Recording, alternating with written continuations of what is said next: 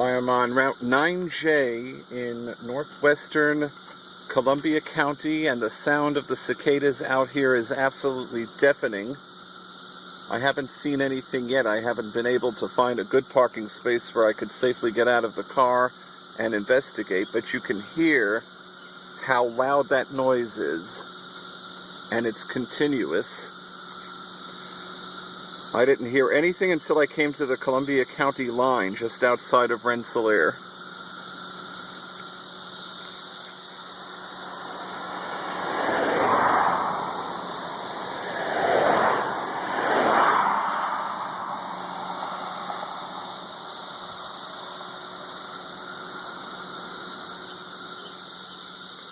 This is the most incredible sound I've ever heard, and I certainly didn't expect to hear anything like this.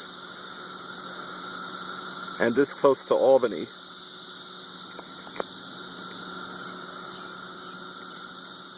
I'm estimating my approximate location is in a town called Poolsburg, or somewhere between Poolsburg and Stuyvesant, in Stuyvesant Township, Columbia County, on Route 9J.